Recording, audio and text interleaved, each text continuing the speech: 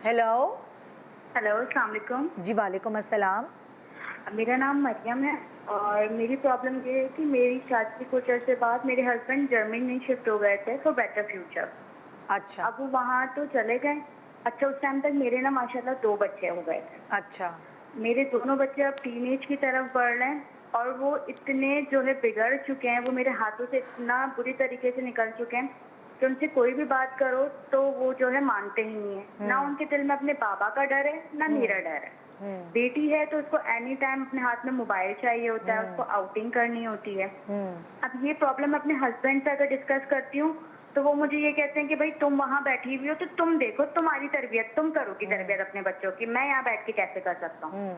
उनको अगर मैं ये बोलूँ कि आप मुझे वहाँ बुला लें, हमें वहाँ बुला लें, तो वो सीधा डिनाई कर देते हैं कि यार अभी तो आप नहीं आ सकते क्योंकि यहाँ का लॉ जो है थोड़ा मुश्किल है, तो थोड़ा टाइम लगेगा बुलवाने में।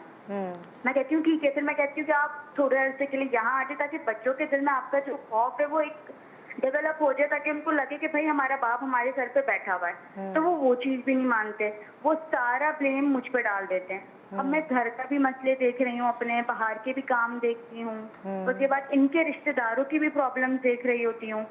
मुझे समझ नहीं आ रहा कि मैं अपने बच्चों की तरबियत कैसे करूँ, उनको कैसे अपने हाथों में लूँ कि वो सीधे हो जाएं। सुनते ही नहीं है मेरे दोनों बच्चे। ठीक है, हम आपसे बात करते हैं अभी फ़ोन रखने के बाद। ये तो अब आप लोग अगर कोई मशवरे दे सकते हैं तो मशवरे दें। आई थिंक बाप का एक बहुत और स्पेशली टीनेज मेजर रोल है। हाँ। और इस चीज़ के लिए, क्योंकि एक औरत जिन रिश्तों को छोड़ के आती है वो एक मर्द पे रिलाई करती है जो उसका शौहर होता है।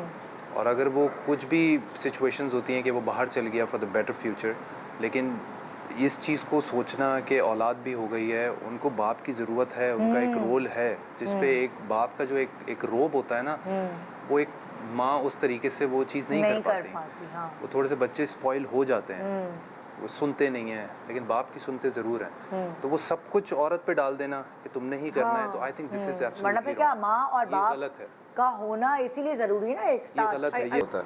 हाँ, ठीक है बच्चे कि तो मैं हाथ से बाहर निकल चला गए। गया तो बच्चे पैसे जो है उनके पास बिल्कुल। बहुत होंगे, लेकिन अब बेटर फ्यूचर में उनकी तरबियत भी तो है, इखलाकी तरबियत भी है, बाप का होना, उसकी शफकत, उसका प्यार। बाप देखा ही नहीं उन्होंने।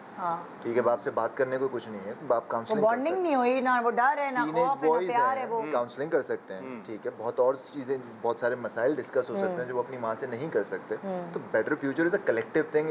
ये सिर्फ थोड़ी एक मॉनिटरी एंगल है, आपने पैसे अच्छे कमा दिए, तो ये चीज़ें भी हमारे यहाँ डिफाइंड नहीं। और इस सबसे हट के I would like to discuss कि हम ये जो इस सिचुएशन में आते हैं ना कि हमारे बहुत सारे लोग ओवरसीज़ हैं, हम इस पर कोई बात नहीं करते कि ऐसा है क्यों।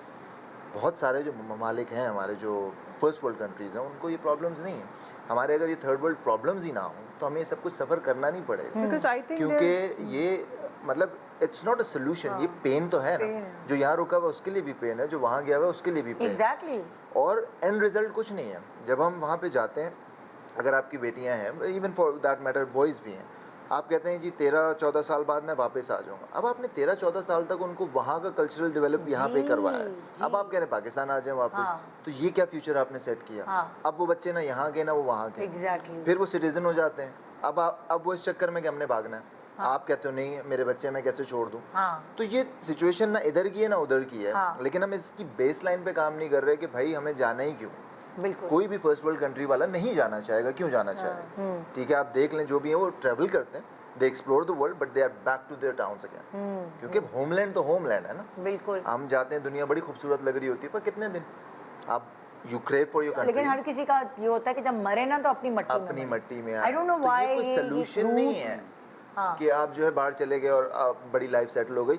या तो आप पूरी फैमिली मूव करें, पूरे खानदान मूव करें, which is not an option. ये दो हिस्सों में बटे रहना, ये लेकिन बहुत सारे लोगों के खानदान मूव हुए हैं और उनका जो स्टेटस है वो यहाँ से वहाँ पहुँच के बहुत सारे लोग हमने वो नस्ल है ना। जैसे हमारे वो आई थिंक ऊपर पंजाब में हरीपुर है या क्या है उनका, जैसे बहुत सारे इंग्लैंड में पूरा टाउन है उनका, दैट्स फाइन, उनके लिए वही उनकी फैमिली हो गई, वही उनका मुल्क हो गया। लेकिन एक मेंबर का जाना, उसकी फैमिली होना, यहाँ पे अलग रुल रहे हैं, वहाँ पे अलग रुल रहे हैं, this is not a solution. क्योंकि वहाँ आप इंतज़ार में कि मैं मुल्क वापस कब आऊँगा। जब आप फाइनली वापस आते हैं तो यू आर लाइक अच्छा अब क्या करें, क्योंकि अब आपके बच्चे नहीं सर्वाइव कर पा रहे इस कल्चर में।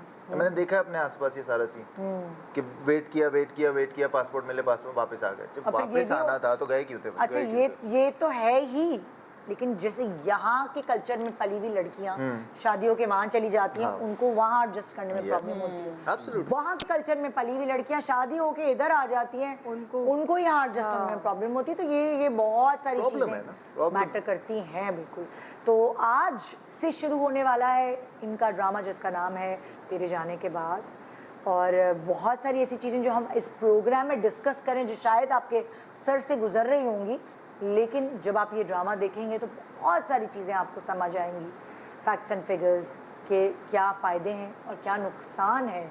इस ड्रामे को देखने के बाद आप एनालाइज कर सकेंगे कि क्या बाहर जाना चाहिए अच्छी ज़िंदगी के लिए या नहीं जाना चाहिए।